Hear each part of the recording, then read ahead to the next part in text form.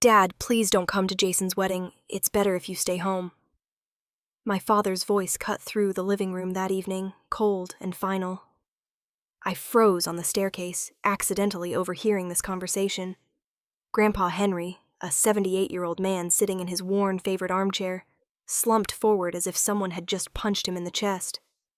"But it's my grandson's wedding." Grandpa's voice trembled, barely audible. "Exactly," my mother Patricia interjected sharply. "And we don't want you embarrassing us in front of Emily's family. The Thompsons are people of standing. Do you understand? I'm your father, and I'm trying to build a legacy for my children," Dad roared. "I can't have you making us look bad in front of them. You'll stay home. End of discussion. If you're watching this, hit subscribe and let me know where you're watching from, because what happened next completely changed our family's life, and I guarantee you won't believe it. My name is Sarah Mitchell. I'm 29, a freelance writer living in Portland, Oregon. This story started 3 weeks before my brother's wedding. Jason, 26, works in marketing and was about to marry Emily Thompson, daughter of one of the city's most prominent attorneys. But to understand why my parents could say such cruel things to my grandfather, I need to tell you about our family. My father, Richard Mitchell, owns a small to medium real estate development company. He's always been proud of his success, constantly saying he built everything with his own hands. But the truth few people know is that 15 years ago, when Dad was drowning in debt after a failed project, Grandpa tried his best to help by mortgaging his small house to lend Dad $15,000. For a retired electronics technician living on Social Security, that was everything. But Dad still resented him, because it wasn't enough. Dad once screamed in Grandpa's face, "Only 15,000? Other people lend their kids hundreds of thousands. You're the worst father a man could have." I still remember Grandpa trembling, unable to speak. I was 14, standing behind my bedroom door, tears streaming down my face. And my mother, Patricia? She always believed Grandpa favored me over Jason. The reality was simple. I was the only one in the family who cared about him. Every week I visited Grandpa at least twice, bringing him food he liked, sitting and listening to his stories about working at Boeing for 35 years. Jason? He only called when he needed someone to dog sit, or when he needed money to go out with friends. But in Mom's eyes, Grandpa's affection for me was unfair. Every time he gave me a birthday gift, even just an old book or a scarf he'd knitted himself, Mom would grumble, "Why doesn't Dad give Jason something like that?" I tried explaining countless times. No one listened. Then came Jason's wedding preparations. An elaborate affair with over 200 guests at the Sentinel Hotel, tables at $150 per person. Emily's family was powerful. Her father was a senior partner at Portland's biggest law firm. Her mother, a professor at Portland State University. They were the type of family my parents desperately wanted to break into. And Grandpa Henry? A burden, an embarrassment. 3 weeks before his wedding, the tension at home escalated. Mom started mentioning the problem of where Grandpa would sit. "We can't have Dad at the main family table," Mom said one evening as we discussed the seating chart. "He won't know how to behave around people like the Thompsons." "What are you saying?" I couldn't believe my ears. "Grandpa is Jason's grandfather." "Sarah, you don't understand the social dynamics here," Jason chimed in, sounding as arrogant as our parents. "Emily's parents will judge us on everything.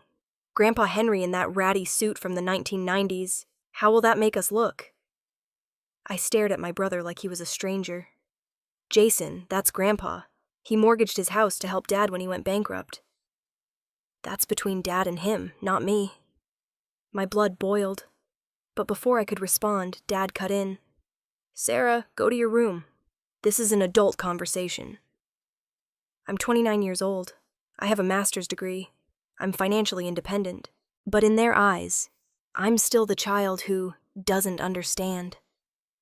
The following week, I witnessed Mom accidentally not sending Grandpa an invitation, while distant relatives all received theirs. When he asked about it, Mom said, "Oh, you live here with us. You don't need a separate invitation." But I knew the truth. They were deliberately hurting him. Then came Thanksgiving, 2 weeks before the wedding. The whole family gathered at my parents' house.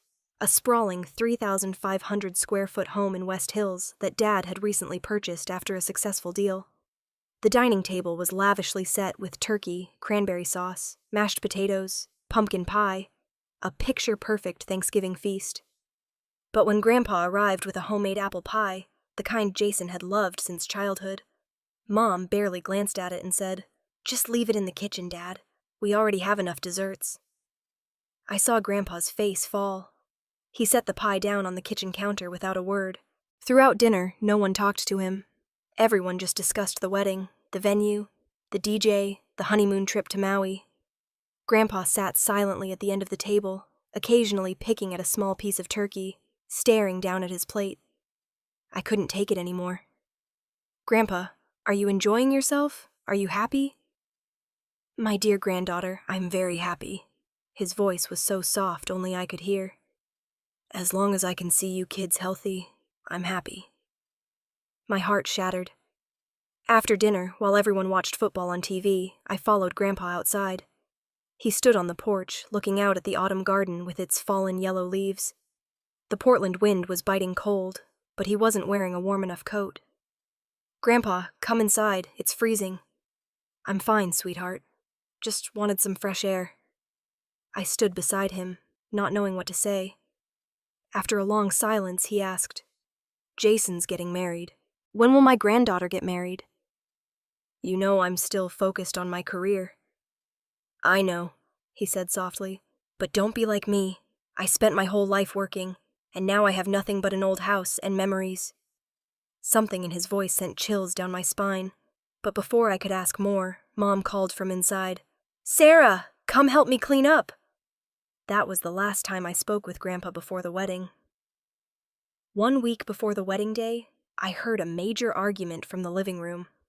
I was in my home office. I'd stopped by my parents' house to pick up some old documents. Dad's voice was loud. "I've decided. You're not coming to the wedding." "But Richard," Grandpa's voice shook. "No buts," Dad shouted. "Do you know who the Thompsons are? Edward Thompson is a partner at Sherman and Howard. Martha Thompson is a respected professor. They have connections everywhere. And you, a retired electronics technician living on Social Security checks." "I'm your father."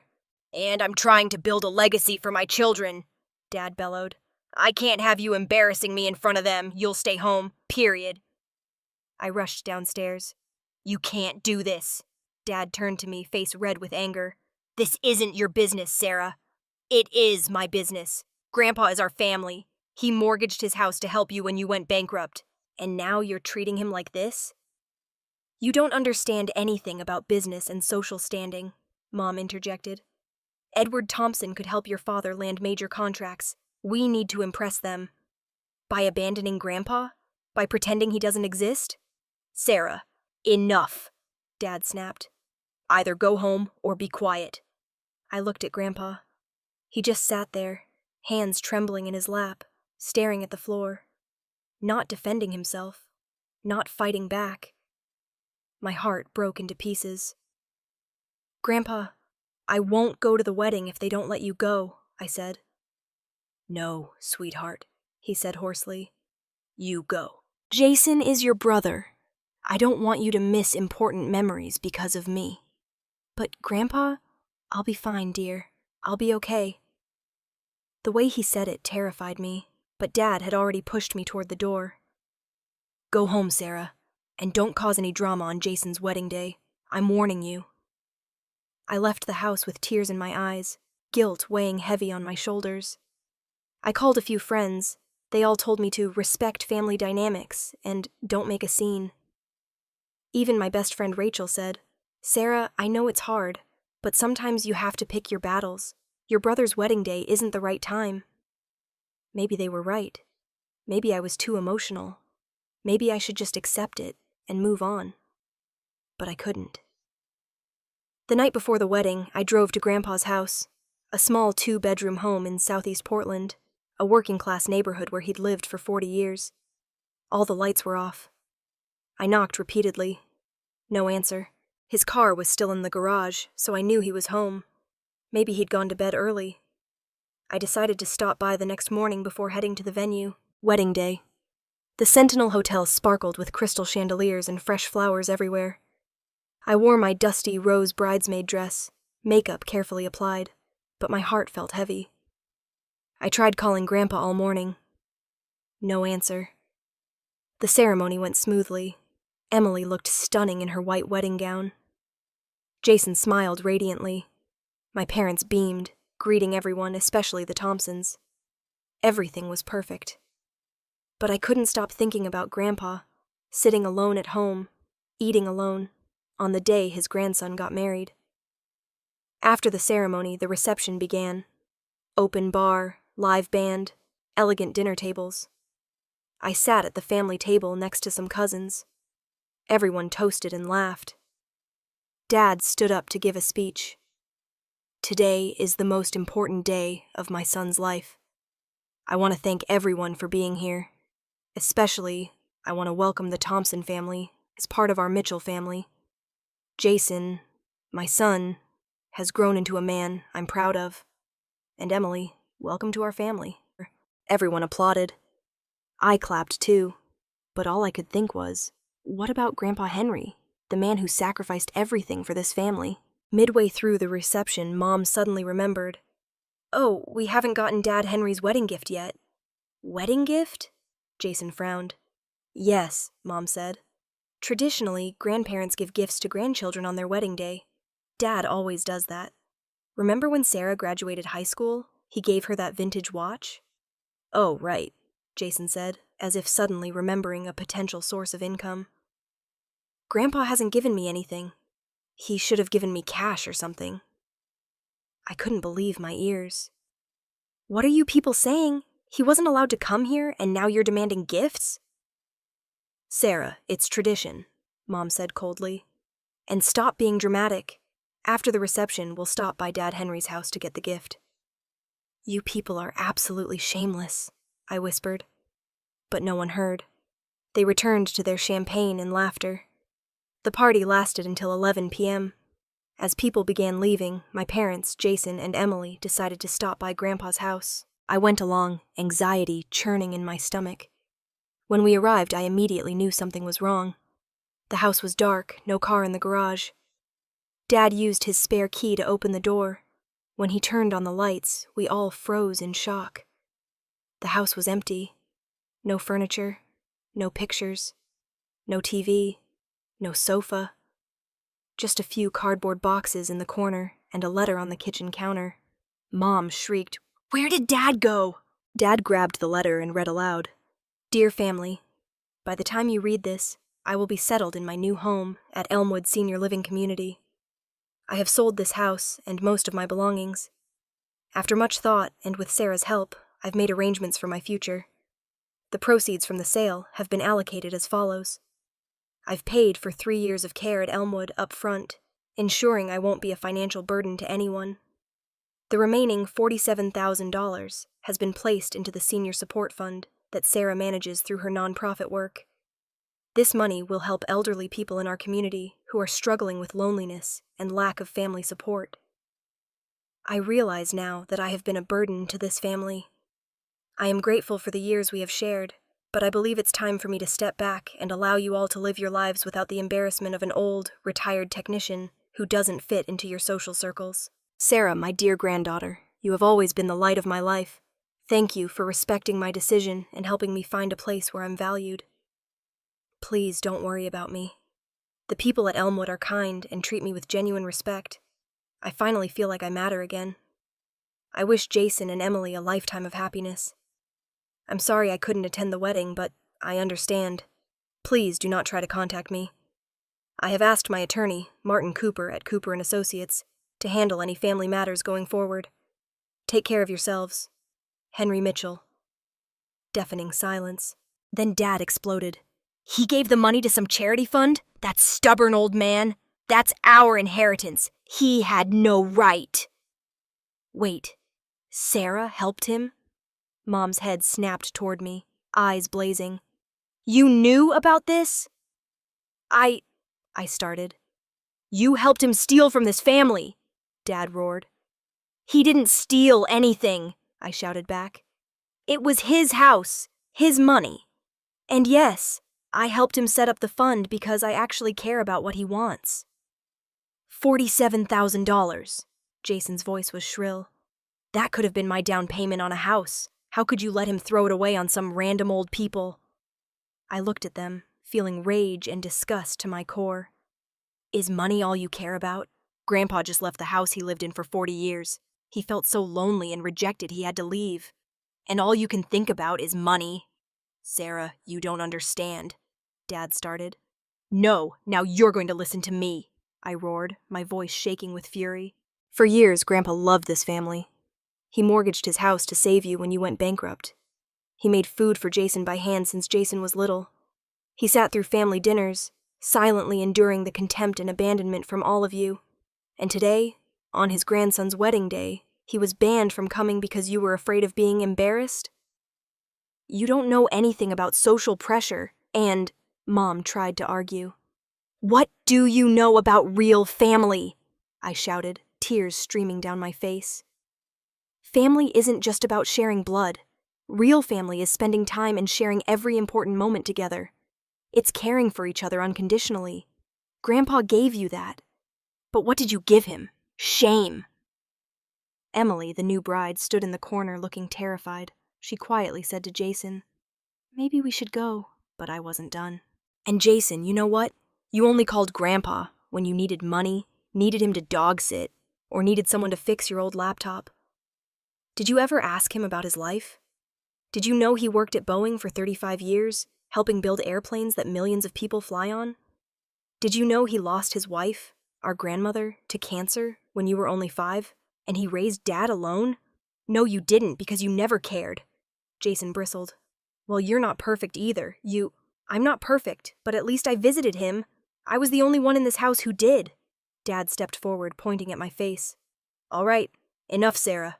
We'll call this lawyer Cooper and demand the old man come back. We're family. We'll have a meeting and— No! I screamed.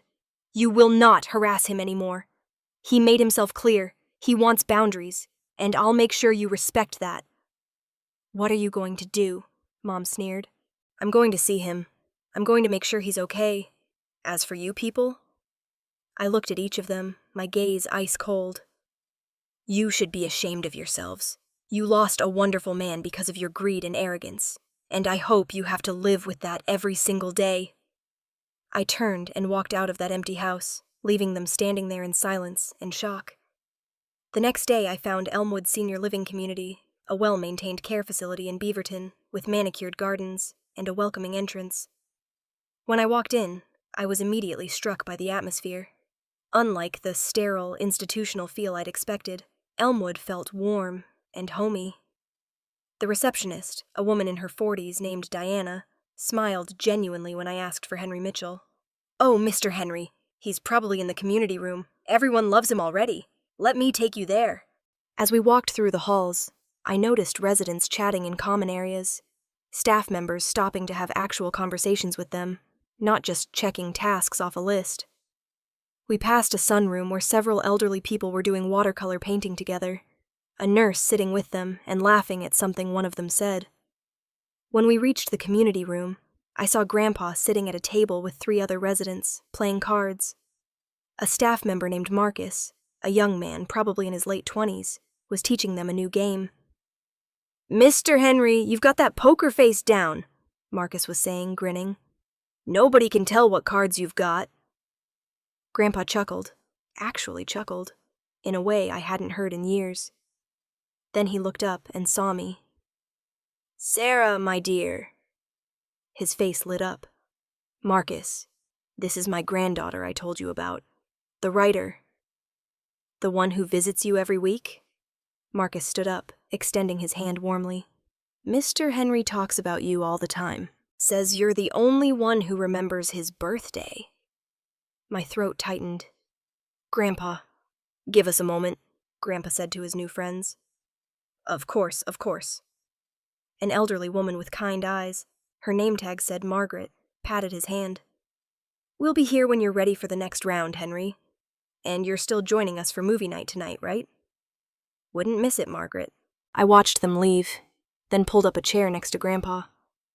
We sat in silence for a moment, You're probably angry with me, he said softly. Angry? No, Grandpa, I struggled to find words. I'm heartbroken that it came to this, but I'm not angry. I helped you because I respect your decision.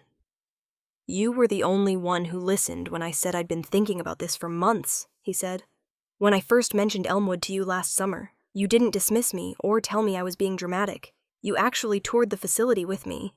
You helped me understand the contracts and the finances. I remembered that day. Grandpa had called me, asking if I'd come look at a place with him.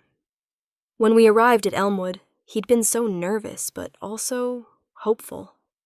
We spent 3 hours there, meeting staff, touring rooms, watching how they interacted with residents.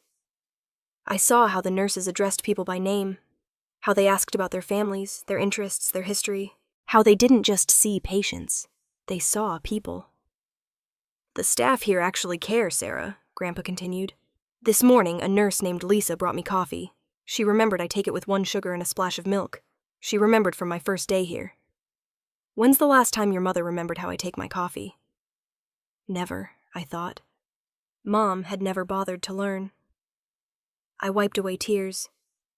That sounds wonderful, Grandpa. At dinner last night, people asked me about my life, really asked. Margaret wanted to know about working at Boeing. Another resident, Robert, used to work in aviation too. We talked for 2 hours about the old days. When's the last time anyone in the family asked me about my work? Also never. They'd never cared. And the best part? Grandpa smiled. Nobody here looks at me like I'm a burden. Nobody sighs when I tell a story. Nobody checks their phone while I'm talking. They actually listen, Sarah. They actually see me. That's when I fully understood. At Elmwood, Grandpa wasn't the embarrassing old man with the ratty suit. He was Henry Mitchell, Boeing veteran, widower, grandfather, garden enthusiast. He was a person with a history, with interests, with value. The fund you're managing, Grandpa said, I want it to help people like me. Elderly folks who feel invisible in their own families. Maybe we can fund programs that bring young volunteers to visit seniors. Maybe we can help pay for activities that bring meaning to their lives. You're good at organizing these things. I'd been running a small nonprofit focused on community storytelling for 2 years. Grandpa had been following my work closely. Of course he had. He was the only family member who actually read my blog posts and asked me about my projects. I'll make sure every penny makes a difference, I promised. I know you will, sweetheart. He patted my hand. You've always been the best of us. Just then, Marcus returned. Mr. Henry, sorry to interrupt, but it's almost time for the afternoon concert. The pianist from Portland State is coming today. You said you didn't want to miss it. A concert? I asked. They have live music 3 times a week, Grandpa explained. Different performers, students from the university, local musicians. Last week, a jazz quartet came. The week before, a children's choir. It's wonderful. Would you like to stay for it? Marcus asked me. Family members are always welcome. I'd love to. We walked to the gathering hall, where about 30 residents were settling into comfortable chairs. The atmosphere was cheerful, anticipatory. A young pianist sat up at the grand piano in the corner. Staff members helped residents get comfortable, chatting with them about their day. During the concert, I glanced at Grandpa. His eyes were closed, a peaceful smile on his face, completely absorbed in Chopin's Nocturne.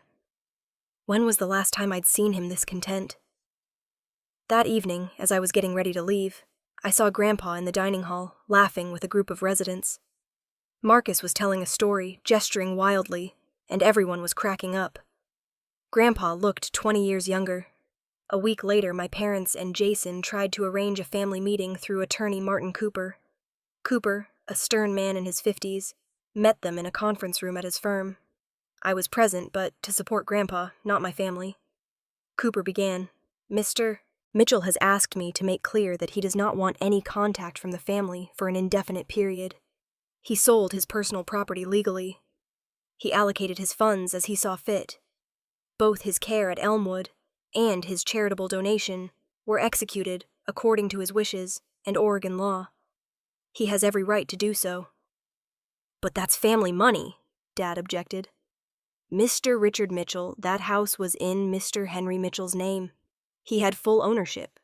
He has the absolute right to sell and allocate the proceeds as he wishes. The charitable contribution was made to a legitimate 501c3 organization managed by your daughter. If you continue to harass Mr. Mitchell, we will file for a restraining order. My mother stood up, furious. That old man is my husband's father. We have the right— You have no rights, ma'am, Cooper interrupted coldly.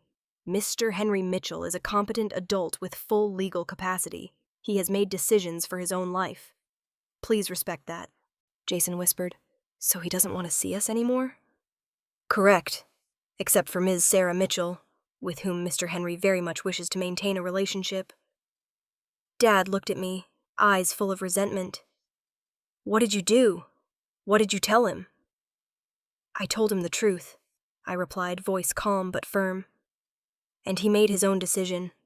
A decision he's been considering for months, by the way. This didn't happen overnight. You just never paid enough attention to notice. They left in frustration, but there was nothing they could do. The months that followed were like an earthquake through our family. Dad's real estate company hit serious trouble. A major project failed. He went into debt for hundreds of thousands of dollars. This time, there was no grandpa to mortgage his house and help. Dad had to figure it out himself, selling his luxury car, downsizing the office, even mortgaging the West Hills house. Mom had to cut spending. No more weekly shopping trips to Nordstrom. No more monthly spa treatments. No more lavish brunches with her wealthy friends. At first, Mom blamed everyone. But gradually, in that scarcity, she began to look at herself. She began to realize that her priorities had been wrong. She'd cared more about status than love. Jason had it worse. His marriage to Emily lasted only a year. Emily divorced him after discovering Jason wasn't mature or financially stable enough to build a family. She wanted a responsible man, not a 26-year-old child still depending on his parents for everything. After the divorce, Jason moved back in with our parents, working an entry-level job at a small marketing company, earning barely enough to get by. Once, Jason volunteered at a soup kitchen as part of community service after getting cited for drunk driving. There, he met several elderly volunteers. They told Jason about their lives, about sacrifices, about being dismissed by their children and grandchildren, about loneliness. An old man named Walter told Jason, "Son, family isn't about what they can give you. It's about what you give them. Your time, your love, your presence." Those words made Jason think. As for me, I expanded the senior support fund that Grandpa had seeded. I started writing more, not just about Grandpa, but about all the elderly people I met at Elmwood and other facilities. I wrote about their lives, their forgotten stories, their loneliness in a society too busy to care. My blog went viral. Thousands of people shared the posts. Hundreds of elderly people emailed me with their own stories. Tales of children who'd abandoned them in nursing homes, of holidays spent alone, of feeling invisible. The Oregonian did a feature story on the forgotten generation. Grandpa's story made the front page. The senior support fund grew. We started programs connecting volunteers with isolated seniors. We funded activities at care facilities. We provided grants for elderly people who wanted to pursue hobbies or education but couldn't afford it. Every decision Grandpa and I made together. It was his money, after all, and his vision, and I visited him religiously. Twice a week, I sat with him in the sunroom, in the garden, at concerts. I watched him thrive. He'd gained weight. The staff made sure he ate well. His eyes were brighter. He had a community. One day, I arrived to find Grandpa teaching a woodworking class in the craft room. 6 other residents were gathered around as he showed them how to sand a piece of pine. "My grandfather taught me this," he was saying. "And I taught my son, though he never had much interest in it. But it's meditative, you know? The rhythm of the sanding, the smell of the wood." I stood in the doorway, watching. This was Grandpa sharing his knowledge, his skills, his history.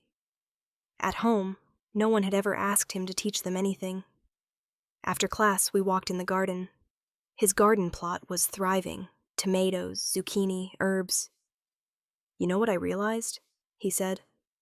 I spent 40 years trying to earn my family's love. But love isn't something you earn. Real love is freely given. And these people here? He gestured around at Elmwood. They give it freely, just as you always have, sweetheart. 2 years later, my family began to change, slowly, painfully, but genuinely. Dad rebuilt his company from scratch with more humility. Mom joined support groups and learned to live more simply. And Jason started therapy. He began volunteering regularly at a senior center, not for court-mandated hours, but because he wanted to. One day, 3 years after that wedding, Jason showed up at Elmwood. I was sitting with Grandpa in his room when Jason walked in, holding a homemade apple pie. "Grandpa," Jason said, voice trembling. I'm sorry. I'm so sorry. I know I don't deserve forgiveness, but I needed you to know that I finally understand. I understand everything I took from you, and never gave back." Grandpa looked at Jason for a long moment. Then he smiled. Not the sad smile I'd seen before, but a genuine one. "Come here, son," they hugged, both crying. Both. Jason started visiting monthly, then weekly. He brought his new girlfriend eventually, a kind woman who worked as a social worker. She and Grandpa talked for hours about elder care systems and how to improve them. Mom and Dad took longer, but eventually they came too. The first visit was awkward, full of apologies and tears. But Grandpa, in his wisdom and kindness, forgave them. Not because they deserved it, but because forgiveness freed him too. It wasn't a fairy tale ending. Some wounds take years to heal, but they were healing. The senior support fund flourished. We helped over 200 elderly people in its first 3 years.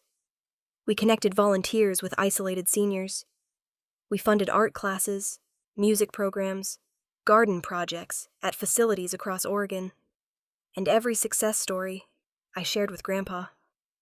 "You know what the best part is?"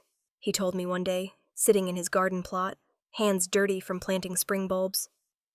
"These flowers won't bloom for months, but I'm planting them anyway, because I have months ahead of me.